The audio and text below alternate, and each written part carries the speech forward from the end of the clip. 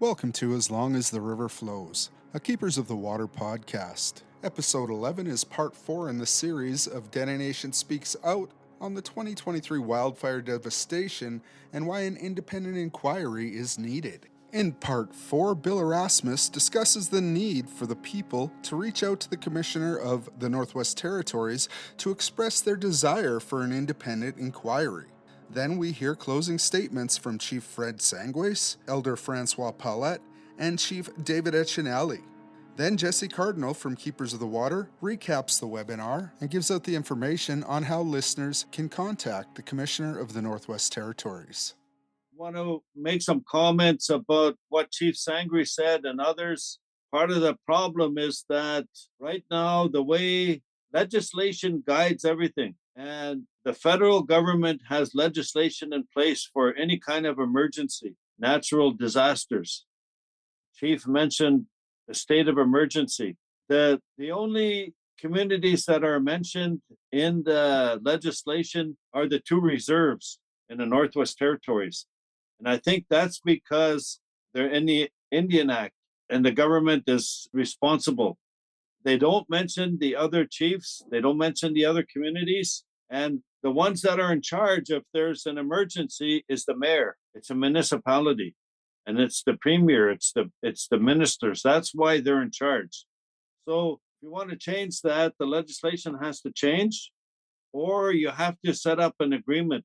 The chief has to make an agreement with the mayors or with the territorial government and with the federal government. This needs to be cleared up, and this needs to be cleared up before the spring, because as people saying, there's already fires out there. British Columbia has 100 fires that's already burning. Alberta has 55 fires that's already burning. They burnt all winter, and there's some in the NWT, and if they don't get them right away, when the snow's gone, they're gonna burn. So there's some urgent things that have to happen. We need to encourage the commissioner to have the inquiry. So I would encourage people to phone the commissioner's office, to write a letter to the commissioner and say, yes, you want this inquiry because we need to talk about it. We need to be prepared. We're just lucky we never lost more lives. So I want to go to Chief Sangres. Can you make some closing comments? Okay, thank you. As you know, Indigenous people that live in the north here, especially here in Dene, we were given a warning a long time ago by a prophet in the Satu region about 500 years ago. My grandfather, David Sangres, who was also known as Otikar there, who was almost 120 years old. He was one of the oldest living men. He told me stories with my brothers and sisters, that the stories about the prophet and Satu a long time ago. My grandsons, he said 500 years ago, there was a prophet in the Satu, and he wanted all the people to go and see him because he had a very important message that he had to share with us. The prophet, he saw a vision of the future of this land, and he said, they will come. Those people will come. They're not like us. They are different people. They have red hair and they have beard. They are different. They will come to you and they will live among you, but then they will take everything away from you soon. There will be destruction. They will destroy your world. They're going to take everything until you have almost nothing left. And then the world will start. The world will begin to end. And how it's going to happen? It will start with fire. The land will burn. Fire will destroy everything. Wildlife, everything we need, we depend on. It will be burnt.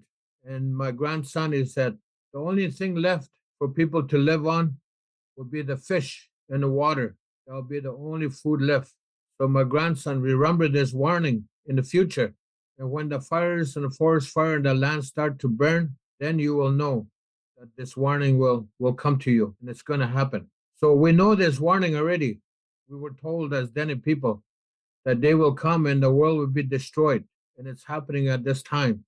So we have to understand and educate ourselves as people.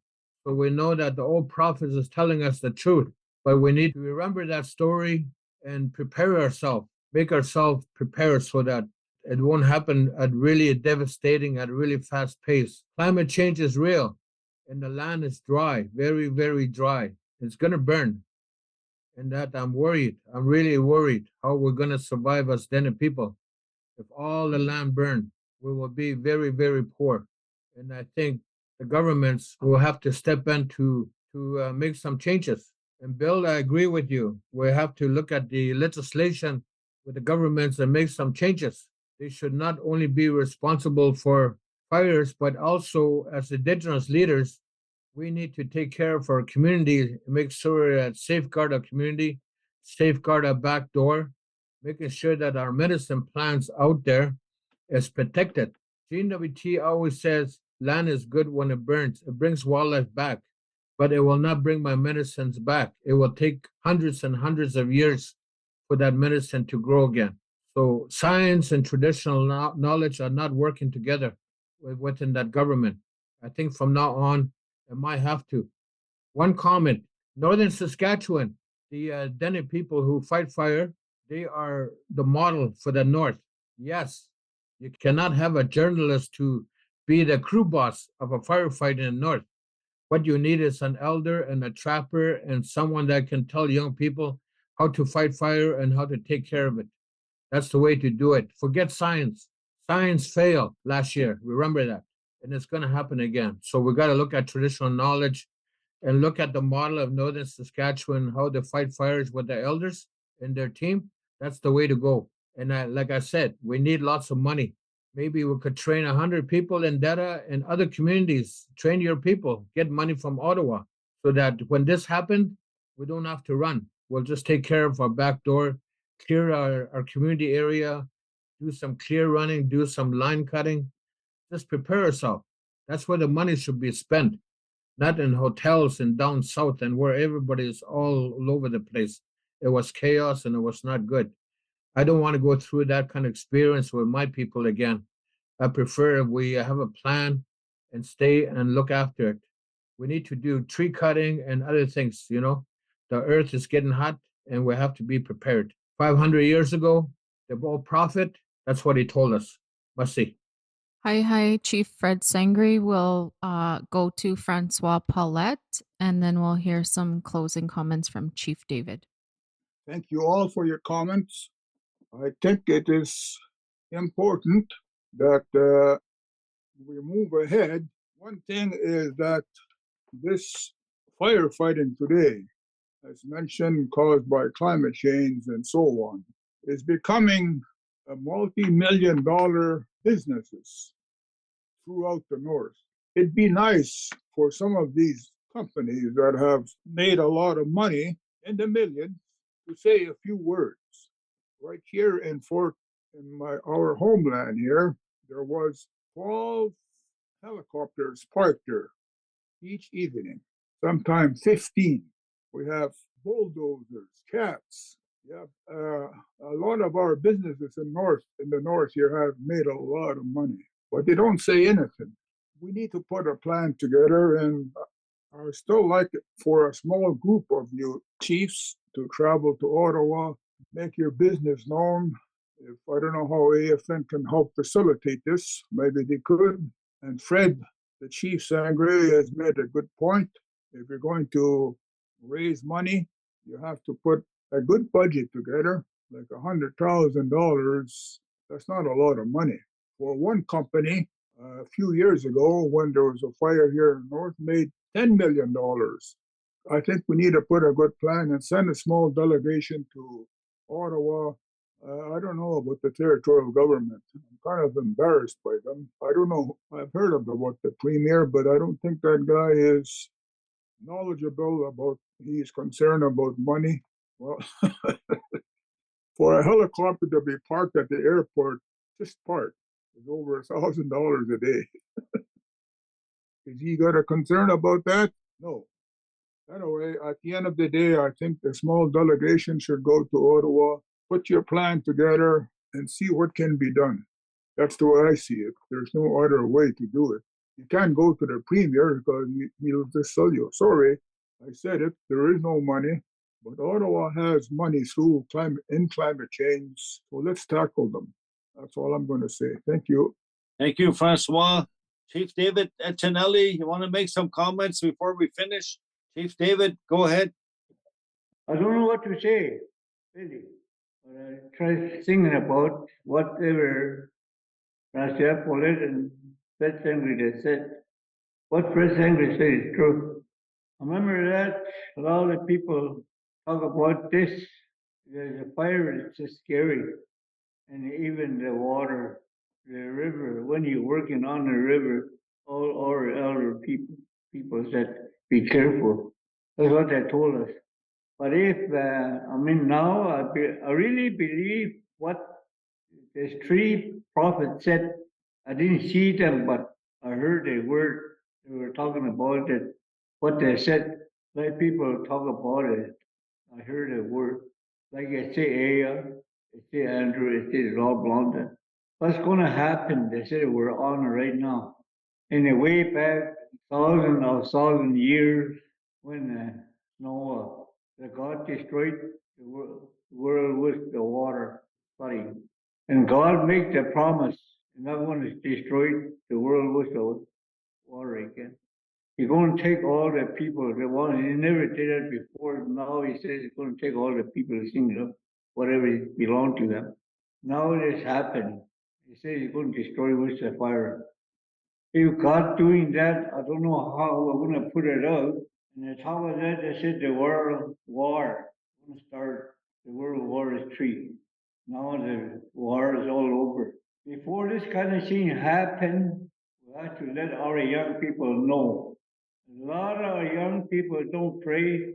A lot of our young people don't think about themselves for the future. So right now we're talking about it. I'm happy to see you guys on the TV. Even when you're spending, like getting night, you're going to sleep. Before you go to sleep, you pray. And when the daylight, God still love you. He's lighting candle for you. So you say, thank you very much. I want to have a good time with my friend, everybody. That's what they do in the old days. When the daylight comes, everybody's so happy to see each another, work good together. They don't want the thing happen. That's why when the nation assembly, they always put. You remember I told you that already when you were the national chief. When all the elder, all the old chief were they're still alive. When the assembly come, they bring the priest there to make a mass, bless the meeting area, so they can put the good word in there for the Northern Territory people that don't want to split. So now this has happened. So we have to talk about this kind of stuff all the time, but we don't hear each another. We don't see each another. The only time when you phone, but like my friend said, when you phone, doesn't mean you're just talking to your friend behind the door. The word's not going to go out. It's better to use a letter so they can't forget. They can't say they don't know. You already seen a letter, so everybody know. So let's keep talking about this kind of stuff like that. About the fire, that's right. I don't know what's going to happen in the future right now. But whoever had that cabin out on the land, if nothing happening around the area, I want them to have a water pump around in their area. Like Fred said, 100 people training for fighting fire. There's a lot of people can do that in our community. They've been fighting fire when the fires way back, 25 cents an hour. Even that will put lots of fire out. I don't know, about 30 miles or 50 miles away from the community, we'll go to the fire. We'll put it out now. It's not like that, like Frank said. I wonder whose idea to put it that way now. I wonder who that person bring this up, let the land burn. They don't want to do anything along the Mackenzie River. Maybe you know, Billy. You've been on a nation chief. You work with the government. You talk to government about all this kind of stuff like that. We really want to like to find out. Would like to talk. I hope it's nothing happen. I don't know, but I heard a word that said it's going to be everything changed starting next year. So before it happened, I had to pray really hard for everybody. Right now, look at the people of war, all the young people, old people. A lot of people don't eat. A A lot of people got no water to drink. Us were still okay. But we have to think about all these people that have to get together and pray for them. So I don't want nothing happen like this again in the future to each other community. Thank you. Good to see you on the TV. I hope I see you again tomorrow. Okay, thank you, Chief David. Masi Cho, to everyone that has made some comments. We understand that there should be funding available through CERNAC. There's new funding that's supposed to be coming out, and we're hoping the Dene Nation office can help people find that funding. I don't know about funds that were already spent, but I think the communities that spent money on their own, they need to calculate how much they spent, and there needs to be an effort to get money to get that back to the community, because the community did not budget for it, but they spent their own money in a lot of instances. So I think that really needs to be organized. And I know this topic's going to continue. I'm asking Leanne to post on Facebook the commissioner's office. She has not responded officially to the request from the Dene National Chief. The letter went in last month in February. I believe it was on the 13th of February. The request is to have an independent inquiry. That means somebody who's not with the territorial government or with the federal government or with any connection to any of this. An independent person, like maybe a former judge that's retired. You get somebody like that who will listen to what people have to say. It doesn't have to be expensive. It doesn't have to cost a lot. I agree with Francois Paulette. He said the premier said it's going to cost too much money. Well, it would cost a lot of money if the commissioner or if whoever's doing the inquiry goes into every community. He doesn't have to go into every community. He can do what Chief Andrew is doing right now. He can have people sitting in the community hall or in the office, and he could speak to a lot of people in one day from his own home. He doesn't have to travel. He can hear people speaking to him. He can do that. It could be very cost effective that way. So I think we need to argue this doesn't have to be expensive. And even if it does cost money, it's going to cost a lot more if this continues the way it is. And we have to be prepared. I wanted to make those comments. We're very fortunate that we didn't lose more people. Let's get organized. Let's be prepared. Please call the commissioner's office. Tell them you want to have an independent inquiry. If you can write them, please write them. Write to the commissioner and tell her the reasons why. Very important. Masi Cho, go ahead, Jesse. Hi, Bill. I'm just kind of taking everything in right now to hear the elected leaders speak of the prophecies and the power of prayer as well. Often people will try to undermine the power of prayer and say, well, what good does praying do? But prayer is very powerful, so let's not forget that. This is just to recap some of the points that we've heard. So the current territorial government in Northwest Territories and some of the municipal and community governments like Yellowknife did not have plans that detailed full-scale evacuations, nor did the territorial government legislation enforce such. Coordinated efforts around data sharing agreements about affected evacuees could have reduced real-time incidents and outcomes.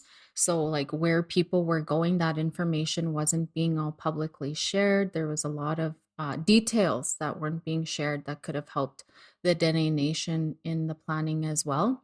There is an over legislation of Dene lands by foreign governments because of Dene ancestral traditional knowledge has not been incorporated into federal and territorial lands management over Dene lands.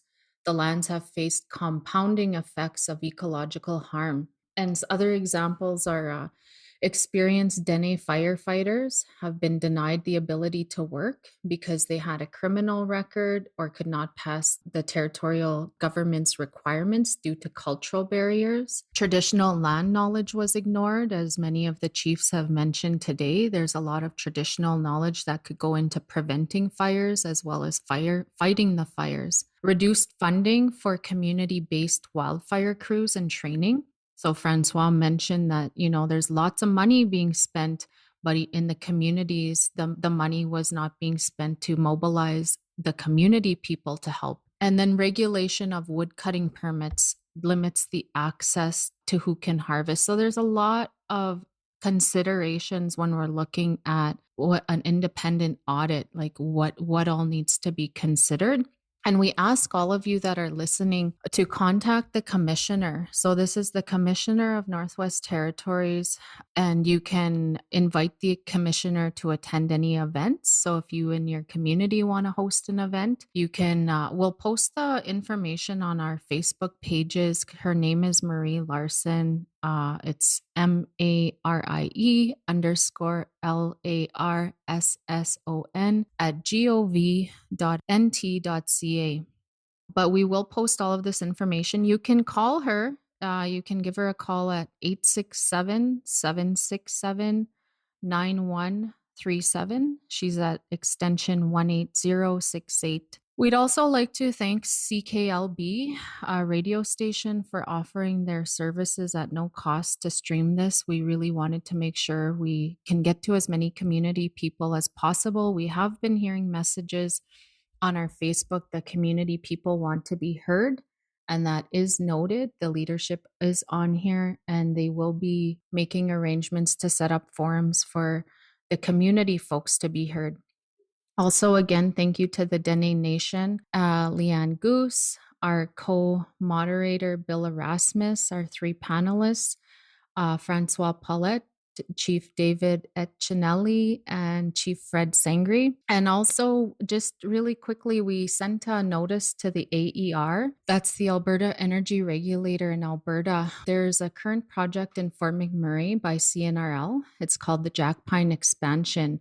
We have filed notice on behalf of the Athabasca River. So this is the first time that we're trying this in Alberta to seek personhood for the river. The other thing to be aware of, because I'm located in Treaty 6 and Treaty 8, just on the border in Alberta, we are in a drought, and we're not sure if the Dene Nation should be aware and checking if the transboundary water agreements are even going to be met this year. The people here are scrambling to try and deal with the drought.